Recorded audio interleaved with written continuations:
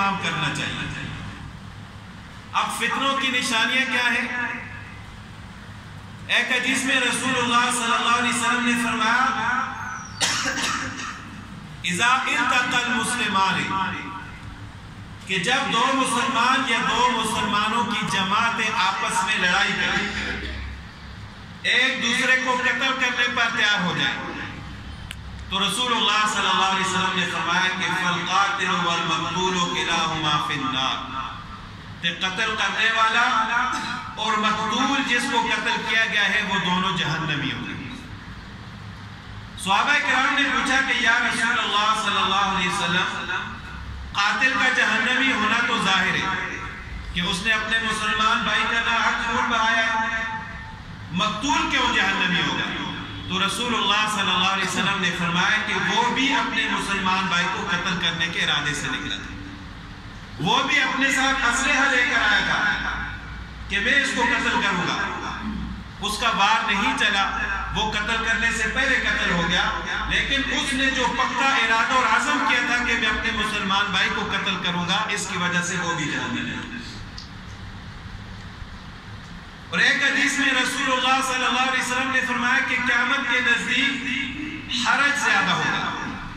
تو صحابہ کرام نے پوچھا کہ یا رسول اللہ صلی اللہ علیہ وسلم یہ حرج کیا چیز ہے؟ تو رسول اللہ صلی اللہ علیہ وسلم نے فرمایا کہ قتل و غارت، اس کو حرج کہا جاتا ہے۔ قیامت کے نزدیک قتل و غارت بہت زیادہ ہوگی، قاتل کو یہ معلوم نہیں ہوگا کہ میں نے کیوں قتل کیا ہے، اور مقتول کو یہ معلوم نہیں ہوگا کہ مجھے کیوں قتل کیا گیا۔ یعنی چھوٹی چھوٹی باتوں پر لوگ ایک دوسرے کو قتل کرنے پر تیار ہو جائیں گے، اور چھوٹی چھوٹی باتیں جو ہے وہ بنیاد بنے گی، اور لوگ ان چھوٹی باتوں کی وجہ سے بڑی بڑی لڑائیاں کریں گے اور ایک دوسرے کو قتل کریں گے۔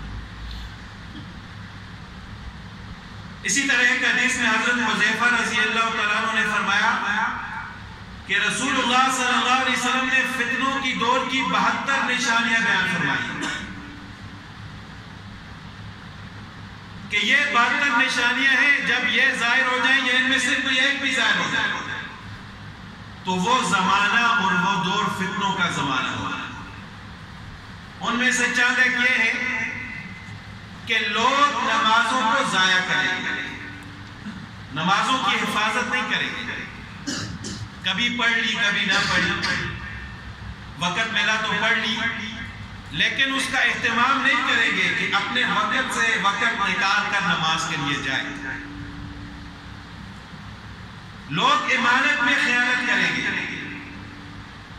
جو امانتدار ہوں گے لوگ ان کو خائن سمجھیں گے، خیانت کرنے والا، اور جو خیانت کرنے والے ہوں گے لوگ ان کو امانتدار سمجھیں گے۔ سچ اور جھوٹ میں کوئی فرق نہیں ہوگا، لوگ جھوٹوں کو سچا کہیں گے اور جو سچ بولنے والے ہوں گے ان کو جھوٹا کہیں گے۔ وعدہ خلافی ہوگی، ناانصافی سر عام ہوگی، ظلم بہت زیادہ ہوگا، لوگ یعنی مرد حضرات ریشم کا لباس پہنیں گے، حالانکہ مردوں کے لیے ریشم کا لباس پہننا منع ہے۔ لوگ سودی کاروبار کریں گے اور اس کو تجارت کا نام دیں گے، یعنی ایک تو یہ کہ انسان گناہ کرے اور اس کو گناہ سمجھے۔ لوگ سودی کاروبار کریں گے، سود بھی کھائیں گے، لیکن اس کو گناہ نہیں سمجھیں گے، اس کو تجارت کا نام دیں گے۔ تو جب انسان گناہ کو گناہ نہیں سمجھے گا تو وہ توبہ کیسے کرے گا؟ ایک آدمی اپنے گناہ کو گناہ سمجھے گا تو تب اللہ تعالیٰ بھی اس کو توبہ کی توفیق عطا فرماتی ہے۔ جب وہ گناہ کو گناہ ہی نہیں سمجھے گا تو وہ تو یہ سمجھے گا کہ میں ایک اچھا کام کر رہا ہوں، اس کو توبہ کی توفیق بھی نہیں ملے گی۔ اور مسجدوں کے اندر آوازیں بلند کی جائیں گی، لوگ مسجدوں کو نقش و نگار کریں گے لیکن اعمال سے خالی ہیں۔ مسجد کا مقصد تو یہ ہوتا ہے کہ مسجد میں اللہ تعالیٰ کا ذکر کیا جائے، عبادت کی جائے۔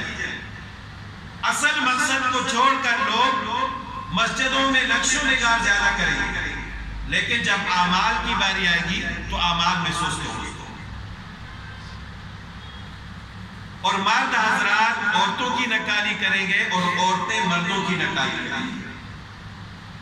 مرد یہ چاہیں گے کہ ہم عورتوں کی مشابہت اختیار کرے.